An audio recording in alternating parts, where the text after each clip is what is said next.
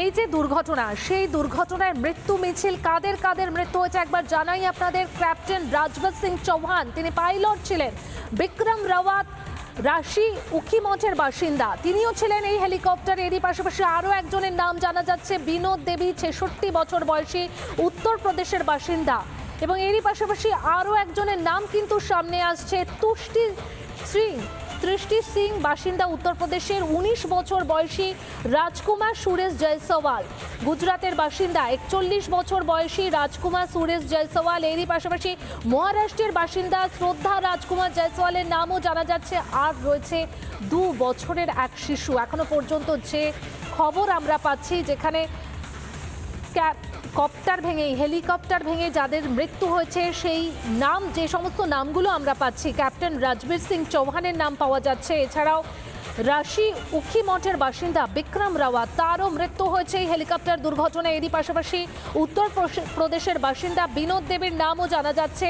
আরও জানা যাচ্ছে তৃষ্টি সিং, 19 বছর বয়সী তৃষ্টি সিং, উত্তরপ্রদেশের বাসিন্দা। রাজকুমার সুরেশ জয়সওয়াল, 41 বছর বয়সী, গুজরাটের বাসিন্দা। রাজকুমার সুরেশ জয়সওয়ালেরও মৃত্যু হয়েছে এই হেলিকপ্টার দুর্ঘটনায়।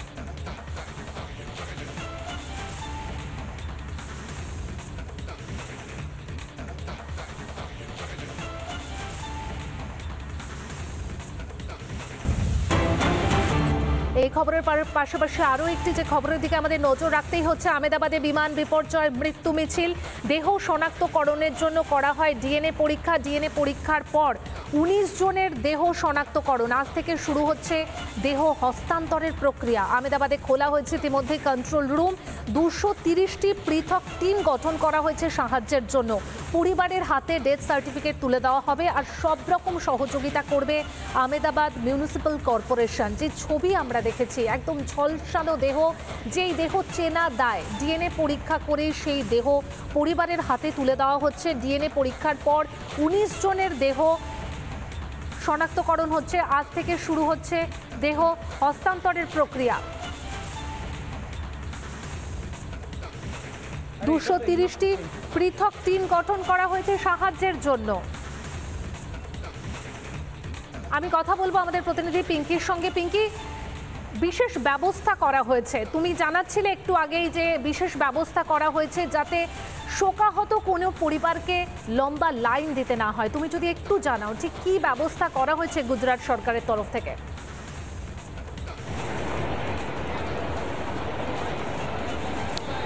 দেখো, এই মুহূর্তে রয়েছে আহমেদাবাদের যে মর্গিউরি, নতুন মর্গিউরি, সেখানে, এবং যে ঠান্ডা ঘরে রাখা হয়েছে ইতিমধ্যে মরদেহগুলো। পাশাপাশি একটু দেখাই যে আসলে ঠিক অ্যারেঞ্জমেন্ট কি করা হয়েছে। দেখতে পাচ্ছ এই হচ্ছে সেই জায়গা, একটা টেন্টের ব্যবস্থা করা হয়েছে, যে তাঁবুর মধ্যে কুলার লাগানো রয়েছে। এখানে পরিবারের সদস্যরা এসে বসতে পারবেন।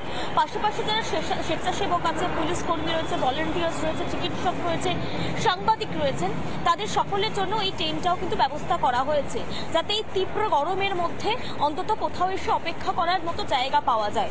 এবং তারই মধ্যে তুমি দেখতে পাচ্ছ প্রচুর ভলেন্টিয়ার্স আমরা দেখতে পাচ্ছি, এবং যে পরিবারের সদস্যরা ছিলেন 3 জনকে এখনো পর্যন্ত বডি হ্যান্ডওভারের যে প্রসেস সেটা শুরু হয়ে গিয়েছে, তারা ভিতরে রয়েছে। কিভাবে বডি হ্যান্ডওভার হচ্ছে আমি একটু দেখাই। সামনে রজনীকে বলবো ছবিটা দেখানোর জন্য, যতটা দেখা যায়। সামনে তুমি দেখতে পাচ্ছ একটা অ্যাম্বুলেন্স রাখা রয়েছে।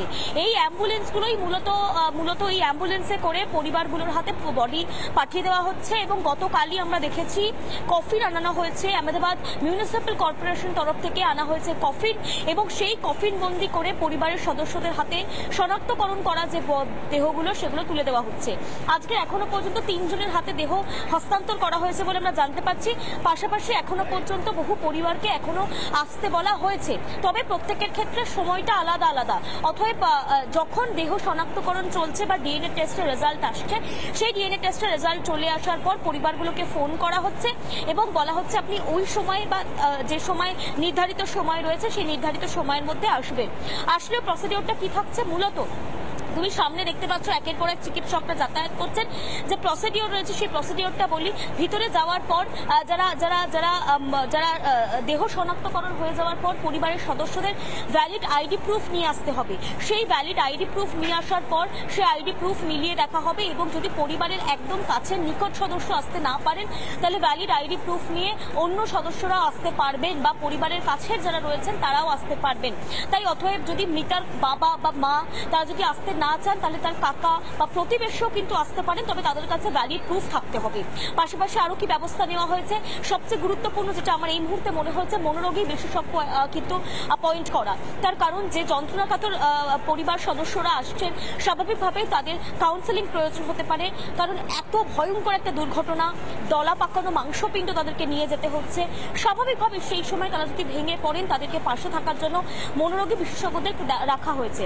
পাশাপাশি অ্যারেঞ্জমেন্টটা তোমাকে দেখাই, হেল্পের জন্য, সাহায্যের জন্য প্রচুর ভলেন্টিয়ার্স এসছেন, যারা স্বেচ্ছাসেবক, যারা বিভিন্ন জায়গা থেকে এসছেন, কোনো সংস্থা থেকে এসছেন, যারা একদম স্বেচ্ছাসেবক হিসেবে কাজ করতে চাইছেন। কারণ এই যে বিরাট বড় প্রসেস, সেই প্রসেসে কিন্তু শুধুমাত্র যে আহমেদাবাদ বা গুজরাট থেকে এক্সপার্টস, সায়েন্টিফিক এক্সপার্টস, ফরেন্সিক এক্সপার্টসরা এসেছে তা নয়। তুমি ইতিমধ্যেই জানো ডিএনএ রেজাল্ট বা ডিএনএ টেস্টের রেজাল্ট দ্রুত থেকে দ্রুততম অবস্থায় পাওয়ার জন্য পুরো গোটা দেশ থেকে ফরেন্সিক এক্সপার্টসদের পাঠানো হয়েছে, এবং তারাও কিন্তু গান্ধীনগর যে ল্যাবরেটরি রয়েছে সেখানে সারাদিন যুদ্ধকালীন তৎপরতায় টেস্টের কাজ চালাচ্ছে। এবং যে মুহূর্তে টেস্টের কাজগুলো হয়ে যাচ্ছে, শনাক্তকরণ করা হচ্ছে, প্রত্যেকটা বডি নাম্বারিং করা রয়েছে, সেই শনাক্তকরণ করার পর একদম ভ্যালিড প্রুফ দেখে পরিবারগুলোর হাতে তুলে দেওয়া হবে। তুমি দেখতে পাচ্ছ একদম সামনে যে মর্চিউরি রয়েছে, ঠিক এইটা হচ্ছে মর্চিউরি কমপ্লেক্স, এটা নতুন মর্চিউরি কমপ্লেক্স। এবং খুব উল্লেখযোগ্যভাবে পায়েল তোমাকে একটা ইনফরমেশন দিয়ে রাখি, যে গত পরশুদিন আমরা দেখেছিলাম যে প্রচুর এত দেহাংশ দেহ এসে পৌঁছেছে, যে পুরোনো যে পোস্টমর্টেম রুম রয়েছে সেখানে রাখার মতো জায়গা হচ্ছিল না, যার ফলস্বরূপ কিছুটা মর্চিউরি কমপ্লেক্সে আনা হয়েছিল এবং কিছুটা নিয়ে যাওয়া হয়েছিল ট্রমা কেয়ারের পাশে ঠান্ডা ঘরে, অর্থাৎ 3টে জায়গায় আলাদা আলাদা করে বডি রাখা হয়েছিল।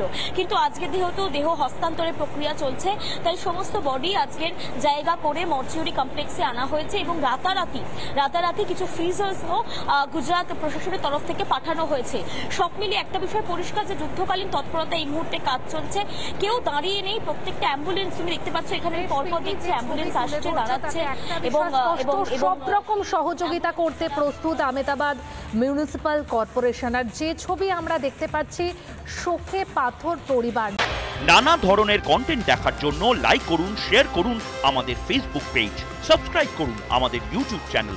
পাশাপাশি অন্যান্য ব্রেকিং নিউজের জন্য অবশ্যই চোখ রাখুন রিপাবলিক বাংলায়।